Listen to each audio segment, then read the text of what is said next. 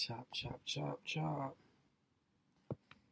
How can we do this? Can we do this?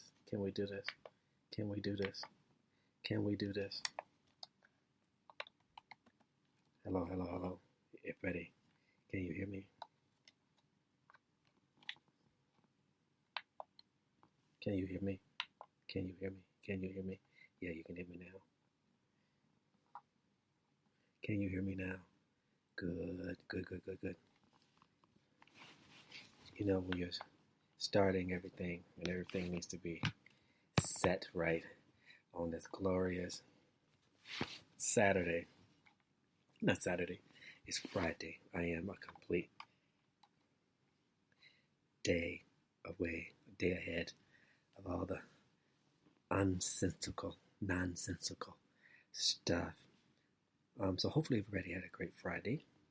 I mean, I did. I guess. I guess I have to talk about the gratitude. Yeah, I guess I can say I had a fairly decent Friday. Of course, you always want a little bit more excitement on your Fridays, wouldn't you say so? A little bit more excitement, a little bit more fun. Once again, for those who follow me on my Facebook or my Instagram or Twitter, another gym day. I go to the gym every day right now because I haven't gone back to work yet. But hopefully soon I will be going back into the classroom, but that's a whole nother story. So I'm working out every day because I'm in the process of picking up weight, getting to 190, maybe 200. We'll see how it plays and how I look with more weight on me. I mean, I think I'm gonna look good because I'm working out. And I am, my workouts need to get better though. Because I work out by myself. I don't have any workout partner. My friend, I mean, he's working out a lot by himself, but he also has a workout partner, sometimes. And a workout partner can make a difference and push. But I know, hopefully by November the 15th, I'll be working and not, right now I can't spend any money taking out of my savings. And then I can get into get me a personal trainer at my gym, Blink, to help me sculpt my body to make it look better by the time I go my next vacation in April or the summer. Yeah, and it's going to happen, getting my body, because once I set my mind on doing something, like I do it, and I do it. I don't pussyfoot around. I get the job done. I get the job done. And it's important that I get the job done because I like having the goals for myself. So I have just finished meditating. And I didn't do a long meditation. I only probably did about 15 minutes. Because I had to bring my energy. Because I was trying not to have, it's so hard when you, I was trying not to be, my focus was on others. What I mean by others. How do I make this? So I have a friend that I have developed feelings over. And we are in two different states. And sometimes I allowed myself to get full of fear if we haven't chatted on the phone or text. Like we text earlier this morning, a quick text, and he said he was going to get back to me later. But I was at the gym when he texted, and I have to remember that we're not dating, we are just friends, and there's no obligation to call me back. Which is this is a great lesson though for me. Let go of my fear and my anxiety because this is somebody that I've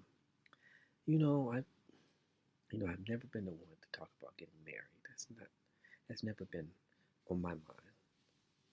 Plus, for my generation, there wasn't even a possibility of even thinking about getting married. But now we have the right. Now we can. So, and even when we got the right, I never thought that I would find myself wanting to be married. Not that I don't think anything's wrong with it. You know, if you want it, you find the right partner, the right person, I think it's a wonderful thing. But this is a person that I had from the moment I saw him, before I knew him, before we even crossed paths. I said I was going to marry him. It was like love at first sight. I know it sounds, and I never thought I would say that because it sounds so crazy. And about 15 minutes later, after I made that declaration in my head, just in passing, you know what I mean? Not really, because it was on the streets of New York, knowing that I'm never going to see this person again. That was just a silly fantasy. That was crazy.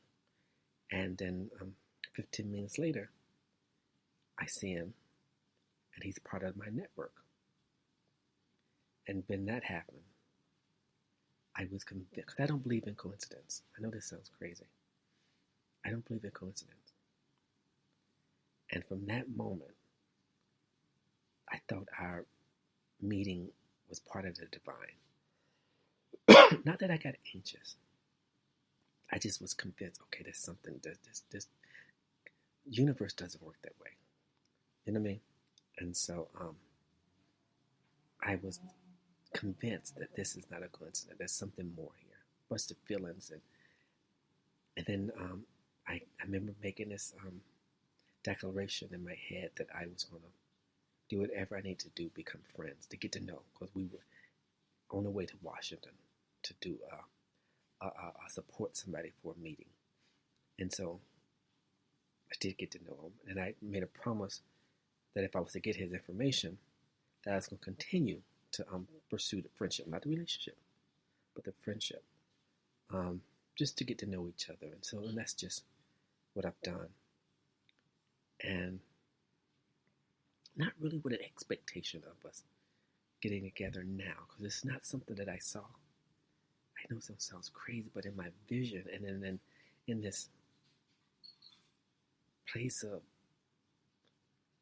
God space, it was something that I saw happening down the line after we put in the work, but the work that we needed to put in for ourselves, that this was going to be something special. I know that sounds crazy. Even after I had expressed to him how I felt about him, which was kind of dumb, but which was so funny, because I expressed how I felt about him, but it came out of a place of fear and jealousy. And there's no way to tell somebody how you feel about them. But then again, that is how the old me worked. So I have to say, everything has a reason and a place, but it's also a moment for me to realize you can't act out of fear or jealousy or some negative, you know what I mean? Things can't come from that place, because if you are lucky enough to get that one thing, you're going to hold on to it out of fear. And you're not going to allow it to breathe or to grow. And so that was something that I learned from that moment. After it happened, a little while, that I realized, oh my God, that's the lesson of that. That if this is going to work, and this is going to be my path, my relationship, that I have to learn how to relieve myself of all fear. And something that he taught me, and I've heard the process. And so if we were to become one, and not one, but two individuals in the future, that is something that I would have to have worked on before I got there. Because if you have fear in your relationship, it's going to bring jealousy. And it's just not a good place. So that was something that I realized. And I'm like, okay, I need to work on that. Not just with our relationship, but with my relationships, period. Not to be working from a place of fear, which is so funny. Because a lot of the messages, like, he's my spiritual brother. He's part of my network, or I'm part of his network. He's part of my network. We have a network. And so for the last week, a lot of the stuff that he's been sending me has been about fear, not letting fear control you. And I find it funny that now when I'm thinking about when I threw up my feelings on him, that was coming from a place of fear. And that's no way, and you can't have fear in a relationship, whether it's a relationship, intimate relationship, or friendship, because it breeds contempt and jealousy and doubt. And so going forward, I know I have to relieve myself of that, because I'm sitting here thinking about him, and then I'm having this fear that something happened to him, or he's not that he's hooking up with someone else, because that he's going to fall for them, or someone's going to fall for him. You know what I mean? And they're going to have an opportunity to get to love him, to be in that space, and so the fear comes in, and I realized that you have to trust the process. You have to trust the process in all things that is God. And so that's something I am understanding, just not in that aspect of the relationship. And and like I said, I told him how I felt, and he put me in the friend zone. And having somebody put you in the friend zone, you take it as rejection. And I did. And it took me on an emotional bin ride, not really listening to what the friend zone means. I mean, there's some benefits, and the most important benefits of being in a friend zone. Because if you're in a friend zone, you really get the time to know someone and see them. Because sometimes when you're in a relationship, or you go out of that, you can overlook things because you're in la la land. And so by being friends and being in that friend zone, I get to be friends and work on not having expectations, and work on letting the thing be part of the process, and understanding. And I get to see him, and he gets to see. So once I realized that no, that's the process. And being in the friend zone allows you to really get to know each other and see each other, and vibe and all that wonderful stuff. So now I realize that it's part of the process. And all things are perfect when God is part of that process. All things are perfect in that process. So that's, I have to surrender. And that's something that I've been working on, not just with this friendship, but also with my life, also with my recovery, surrendering, and understanding what that surrendering is. Surrendering allows you to make choices that are healthy. Surrendering allows you to see things clearly, so you can make objective, conscious, healthy choices when you surrender. When you surrender, you're able to take in suggestions. You're able to take in the signs of, surrendering is a powerful tool. And it's something that I have been really diving in, surrendering to my anxiety, surrendering to my broken heart, surrendering to any situation, something that happens at work or house situation, for surrendering. Because when you surrender, it allows you the space to act from a place of love.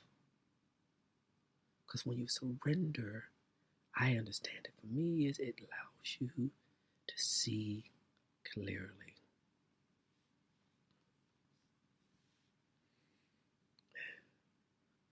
That's how I am.